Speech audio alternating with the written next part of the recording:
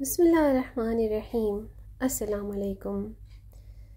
بیٹی کی بلی، اس کی سزا نظام انصاف اور پولیس تفتیش کے منہ پر تماچا جیسی تھی، مگر وہ سزا سنائے جانے کے بعد بھی روئی نہیں تھی۔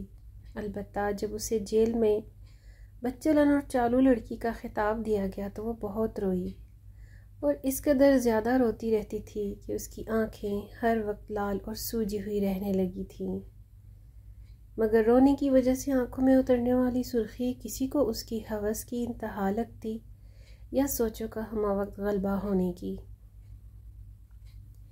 یہ کہانی کراچی کی ایک نوجوان لڑکی کی ہے جو اس وقت قید کاٹ رہی ہے، اور یہ کہانی نہیں بلکہ یہ ایک سچا واقعہ ہے۔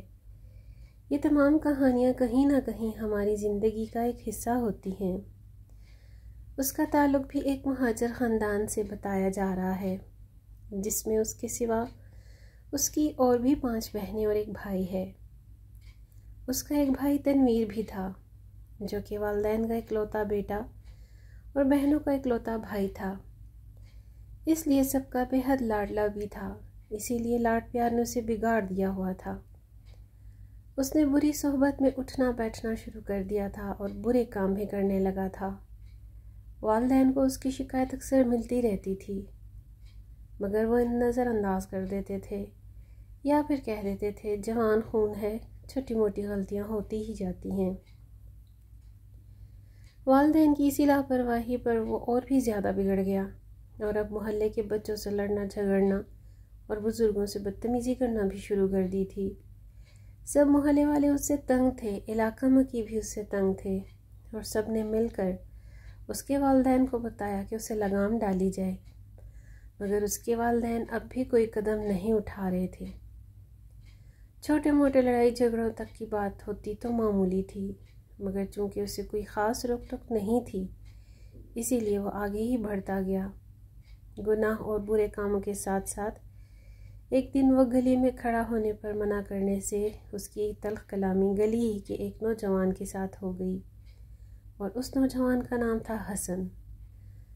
اس کے پاس پڑے لوہے کی راڈ مار مار کر اس کو جان سے ہی مار دیا تھا، مگر اس کے والدین نے بجائے اس سے قانونی طور پر سزا دلوانے کے اب بھی اسے بچانے کا فیصلہ کر لیا، اور مرنے والے پر ہی الزام لگا دیا کہ اس کے ہماری بیٹی کے ساتھ ناجائز تعلقات تھے۔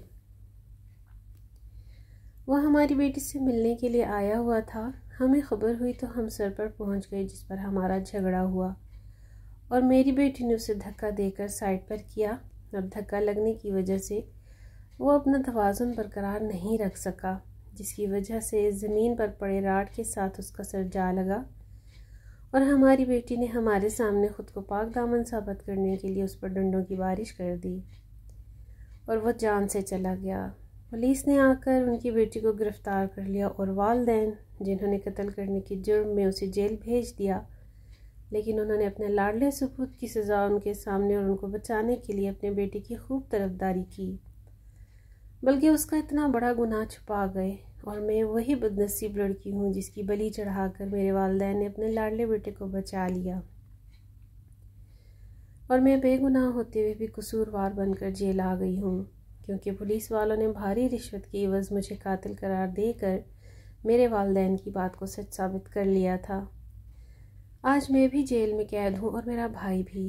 میرے بھائی نے اپنے ہی والدین کو صرف اس لیے قتل کر دیا تھا کہ والدین کے پاس اسے نشہ دینے کے لیے پیسے نہیں تھے۔ اس نے طیش میں آ کر والدین کو بھی قتل کر دیا، اور اب کوئی ایسا نہیں تھا جو ایک اور بیٹی کو بلی چڑھا کر اسے بچا لیتا۔